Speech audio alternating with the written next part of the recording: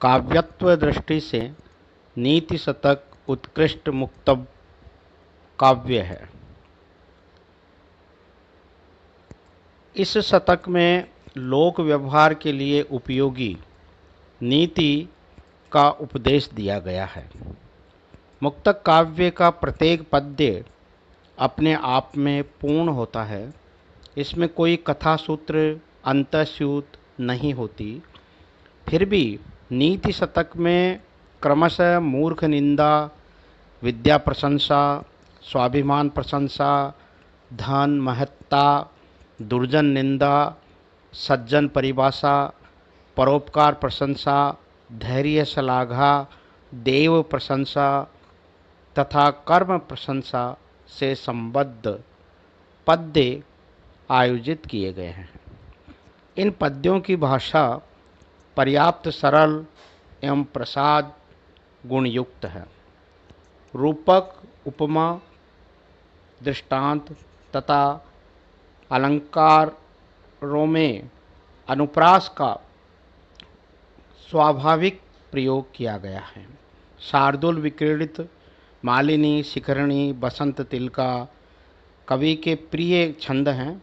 द्रुत विलंबित, उपजाति एवं आर्या जैसे अपेक्षाकृत छोटे श्लोकों के प्रयोग में भी कवि रुचिशील रहा है।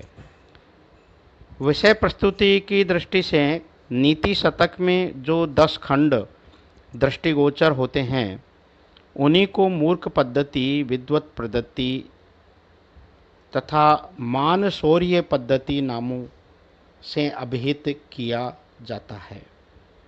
यहाँ इन्हीं वर्ण विषयों का क्रमिक विवरण प्रस्तुत किया जा रहा है। मूर्ख पद्धति।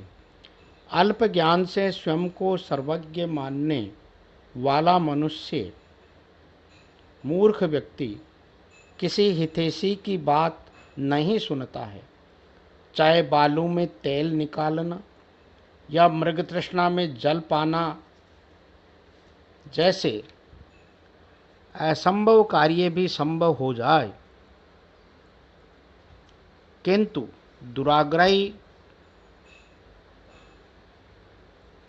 मूर्ख व्यक्ति को नहीं समझाया जा सकता।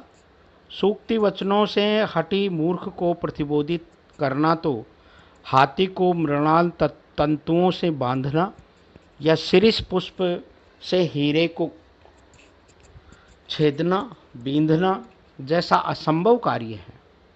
क्या कभी एक शहद की बूंद से समुद्र को मीठा बनाया जा सकता है? नहीं। मूर्ख व्यक्ति जब तक विद्वत सभा में चुप रहता है तब तक उसकी मूर्खता छिपी रहती है। अपनी मूर्खता का एहसास होने पर मूर्ख व्यक्ति दुराग्रह एवं मिथ्या गर्व छोड़ सकता है, अन्यथा अपनी तुच्छता से मग्न अज्ञजन इंद्रादि के सामने भी लज्जित नहीं होता है। विवेक भ्रष्ट व्यक्ति पतन के मार्ग पर बढ़ता जाता है। उसे ये पता नहीं चलता कि वह कहाँ जाकर गिरेगा। भर्तृहरि ने ठीक ही कहा है, विवेक भ्रष्टानाम भवति विनिपातः शतमुखः। संसार में प्रत्येक व्याधि का उपचार संभव है, किंतु दुराग्रही मूर्ख व्यक्ति को सुधारने का कोई उपाय नहीं है। मिथ्या गर्व में चूर रहने वाला अल्पज्ञानी मूढ़ व्यक्ति किसी से अपने हित की सलाह सुनना नहीं चाहता है। भर्तृहरि ने नीति शतक में मूर्खों के लिए कहा है, न तो प्रतिनिविष्ट मूर्ख जन चित्तम आराधयेत। मूर्ख व्यक्ति के चित्त को कभी किसी स्थिति में अनुकूल नहीं किया जा सकता है।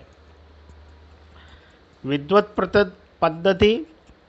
समाज के उत्थान में बुद्धिजीवी वर्ग की विशेष भूमिका होती है। ज्ञान सरिता की पीढ़ी दर पीढ़ी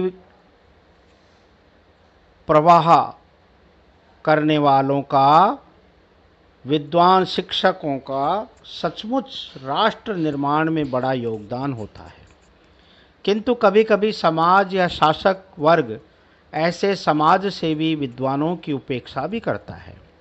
भर्तृहरि को मदान्ध सत्ता का ये व्यवहार अखरता है।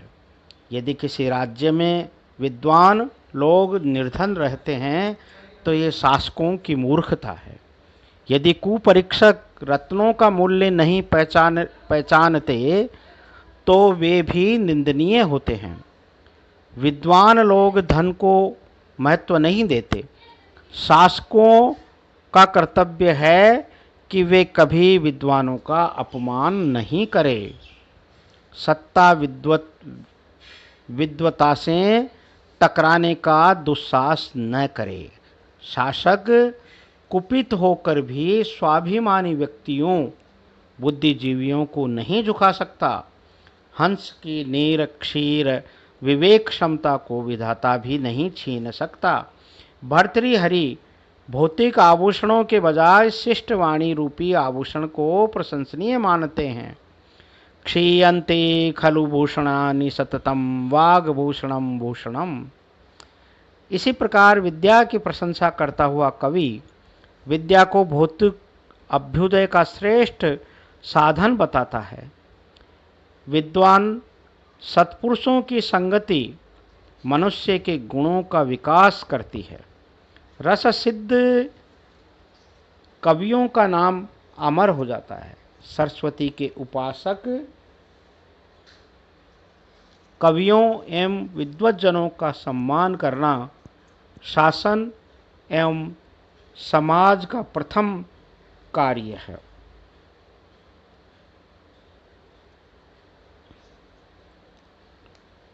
मान शौर्य पद्धति।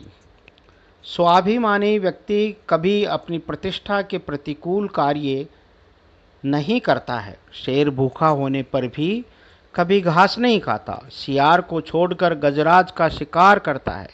वीर पुरुष सदैव अपनी क्षमता के अनुकूल फल चाहता है। तुच्छ व्यक्ति कुत्ते की तरह चापलूसी करते हैं, किंतु स्वाभिमानी पुरुष गजेंद्र की तरह धीरतापूर्वक व्यवहार करते हैं।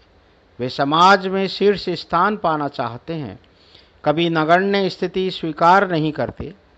तेजस्वी व्यक्ति सूर्यकांत मणि की तरह अन्य तेज द्वारा अभिभव सहन नहीं करते हैं। तेजस्विता के लिए उम्र का कोई महत्व नहीं होता। जैसे कि शेर का बच्चा छोटी उम्र का होते हुए भी मत वाले हाथी पर आक्रमण करता है। अर्थ पद्धति। हमारे जीवन के चार पुरुषार्थ में अर्थ भी एक है। भौतिक समृद्धि के लिए अर्थोपार्जन करना आवश्यक है, किंतु कुछ लोग धन को ही चरम लक्ष्य मान बैठते हैं। समाज में नासमझी के कारण धनाढ्य लोगों को अनुचित महत्व देने लग जाते हैं। इस कटु यथार्थ का वर्णन करता हुआ भर्तृहरि कवि कहता है कि जिसके पास धन हो वही समाज में विद्वान, कुलीन, कुशल, वक्ता तथा गुणज्ञ मान लिया जाता है। इसलिए अर्थपरायण लोग गुण, सदाचार, परिवार एवं शौर्य आदि की उपेक्षा करके धन की ही कामना करते रहते हैं। यदि कोई धनाढ्य व्यक्ति दुर्भाग्यवश निर्धन हो जाए तो चापलूस लोग उसका परित्याग कर देते हैं तथा उसकी निंदा करने लग जाते हैं। वही व्यक्ति धन के अभाव में क्षण भर में कुछ और ही मान लिया जाता है। समाज की इस मनोवृत्ति पर आश्चर्य प्रकट करते हुए भर्तृहरि ने कहा है, अर्थोष्मणा विरहितः पुरुषः सह एव त्वन्यः क्षणेन भवतीति विचित्रमेतत्। धन के प्रभाव से व्यक्ति की दृष्टि ही बदल जाती है। दरिद्र व्यक्ति भी धनाढ्य होने पर संपूर्ण पृथ्वी को तृणवत मानने लग जाता है। धन लोलुप व्यक्ति झूठ, कपट, चापलूसी तथा उग्रता आदि सभी हथकंडे अपनाने लगता है। कवि धनाढ्य लोगों को धन की सुरक्षा तथा उचित रूप से व्यय की सलाह देता हुआ कहता है कि अनियंत्रित व्यय से तथा लापरवाही से धन नष्ट हो जाता है। धन की सार्थकता अपने लिए आवश्यक सुख सुविधा जुटाने तथा जरूरतमंद सत्पात्रों को दान करने में है। कृपण का धन तो व्यर्थ ही नष्ट हो जाता है। शासक वर्ग वत्स की तरह प्रजा को संतुष्ट करके भी भूमि रूपी गो से दुग्ध तुल्य समृद्धि पा सकता है। जो राजा विद्वानों तथा मित्रों के संरक्षण में तथा यशस्कर जनहितकारी कार्यों में धन का सदुपयोग नहीं करता, ऐसे राजा की सेवा करना व्यर्थ है। धनाभाव से व्यक्ति को दुखी नहीं होना चाहिए। धन प्राप्ति को भाग्याधीन मानकर संतोष धारण करना चाहिए।